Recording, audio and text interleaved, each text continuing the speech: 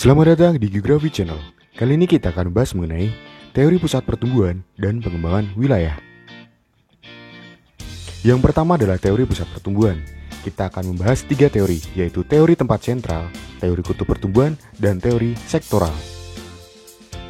Yang pertama, kita membahas mengenai teori tempat sentral yang dikemukakan oleh Walter Christaller.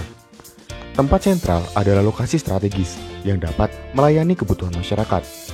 Dalam teori ini, terdapat konsep yang disebut jangkauan atau range dan ambang atau threshold. Jangkauan adalah jarak maksimal pasar, sedangkan ambang adalah jumlah minimal konsumen. Teori ini dapat berlaku apabila atau ada syarat berlakunya teori ini. Yang pertama adalah wilayah yang datar, yang kedua gerakan dapat dilaksanakan ke segala arah, daya beli penduduk sama, dan yang terakhir adalah konsumen bertindak rasional.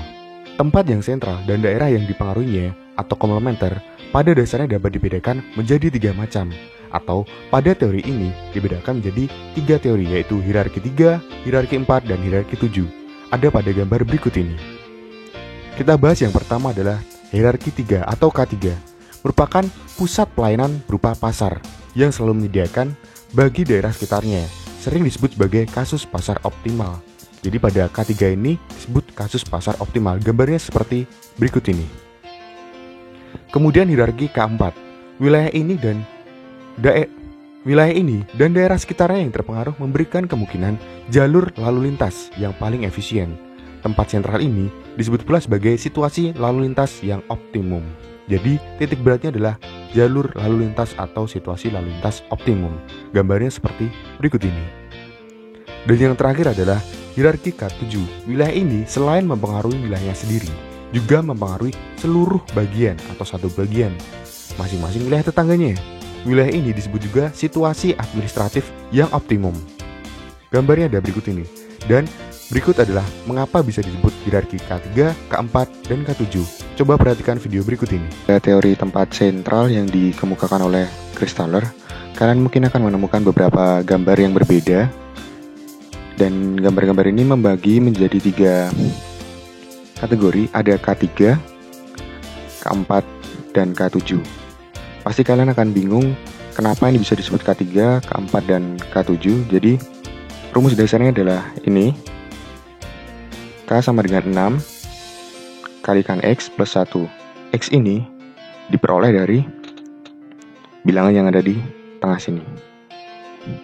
Bagaimana caranya? Seperti ini. Perhatikan segi 6 yang ada di sini. Satu segi 6 ini dilalui oleh garis hitam ini. Garis hitam ini. Nah, garis hitam ini membagi satu segi 6 ini menjadi 3 bagian. Sepertiga, sepertiga, dan sepertiga.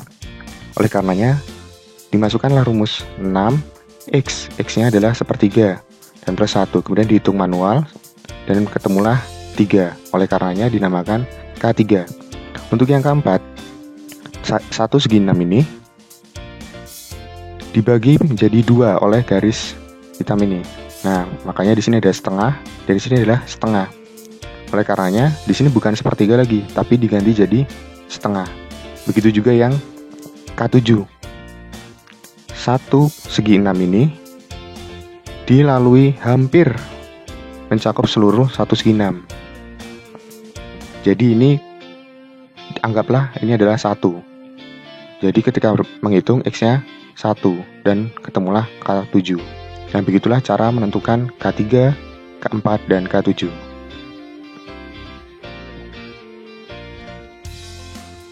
Selanjutnya adalah teori kutub pertumbuhan atau growth pole theory oleh Francis Pirrox. Teori ini menyatakan bahwa pertumbuhan suatu pusat tidak terjadi secara serentak, tetapi muncul di tempat-tempat atau kutub-kutub tertentu dengan intensitas yang berbeda. Jadi pertumbuhan itu tidak terjadi serentak, tapi muncul di daerah tertentu. Pertumbuhan dimulai dari kutub-kutubnya, lalu menyebar ke daerah yang tingkatnya lebih rendah. Jadi pertama yang muncul di kutub, kemudian menyebar ke daerah lainnya. Ini menurut teori kutub pertumbuhan. Selanjutnya adalah teori sektoral atau sektor teori yang dikemukakan oleh August Loss. Teori Loss merupakan teori yang dikemukakan oleh Loss, seorang ahli ekonomi berkebangsaan Jerman. Teori ini merupakan penyempurnaan dari tempat sentral. yang mana semakin mendekati pusat, permintaan semakin meningkat.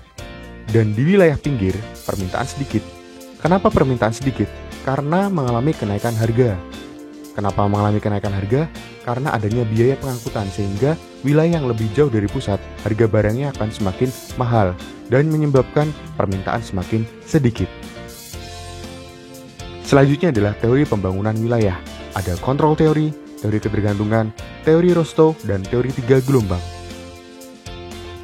Yang pertama kontrol teori, ada 2. Yang pertama adalah determinisme lingkungan alam.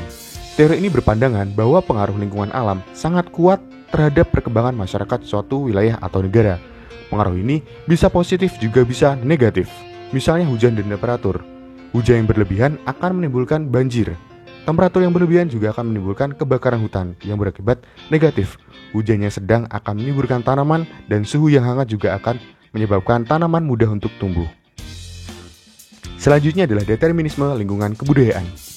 Beranggapan bahwa perbedaan suatu bangsa akan sangat berpengaruh terhadap tingkat kemajuan suatu wilayah yang mencakup akal pikir manusia dan pembangunan. Kemudian, teori ketergantungan. Negara-negara yang sebagian besar pernah dijajah ke dalam sistem ekonomi kapitalisme dunia merupakan penyebab dari keterbelakangan atau underdevelopment. Negara-negara sedang berkembang di masa ini. Jadi, negara yang bekas jajahan akan cenderung menjadi negara berkembang karena pengaruh dari kapitalisme. Selanjutnya adalah teori Rostow. Secara umum, analisis Rostow berpandangan bahwa pertumbuhan ekonomi terjadi sebagai akibat munculnya perubahan yang fundamental yang terjadi dalam aktivitas ekonomi maupun dalam kehidupan politik dan hubungan sosial dalam suatu masyarakat. Dan teori ini dibagi ke dalam 5 fase pembangunan. Yang pertama, fase tradisional, ekonomi didominasi oleh sektor pertanian. Yang kedua, fase transisi atau pre-take off, terjadi perubahan struktur tenaga kerja dari pertanian ke industri. Yang ketiga, fase lepas landas atau take off, ketika hambatan dalam struktur sosial dan politik dapat diatasi. Yang keempat, fase menuju kematangan atau drive to maturity. Serikat buruh dan dagang semakin maju. Dan yang terakhir adalah fase konsumsi tinggi atau high mass consumption. Tenaga kerja didominasi tenaga kerja terdidik dan penduduk di kota lebih besar daripada di desa. Yang terakhir adalah teori 3 gelombang. Yang pertama adalah gelombang 1 atau peradaban pertanian atau era agraria. Manusia bergantung pada teknologi pertanian yang masih sangat tradisional untuk memenuhi kebutuhan hidup mereka. Dalam era ini, tidak ada teknologi mutakhir yang serba instan seperti yang kita jumpai sekarang. Mereka masih menggunakan berbagai hasil alam, misalnya seperti sinar matahari, angin, air, hewan buruan dan ternak, dan bentuk alam lainnya. Kemudian, gelombang 2 atau peradaban industri atau era industri. Pada era ini, masyarakat yang ada di dalamnya jauh lebih berkembang dibandingkan dengan masyarakat pada gelombang pertama. Salah satu pertumbuhan yang paling mencolok adalah munculnya berbagai macam kemajuan dalam bidang industri. Banyak muncul penemuan baru yang dapat membantu berbagai macam pekerjaan sehingga pekerjaan jadi lebih mudah. Pekerjaan masyarakat yang dulunya adalah sebagian besar petani bergeser menjadi pekerja pabrik. Dan yang terakhir adalah gelombang 3 atau peradaban informasi atau era komunikasi. Pada masa ini masyarakat sudah banyak yang menggunakan energi yang dapat diperbarui atau renewable. Pada era komunikasi, banyak hal yang jadi semakin lebih mudah dilakukan. Hal yang paling mencolok dari era komunikasi adalah perubahan pada komunikasi. Komunikasi pada masa ini sangatlah mudah dilakukan, bahkan seolah menembus batas ruang dan waktu atau kita kenal sebagai istilah globalisasi. Sekian, terima kasih dan glory geografi.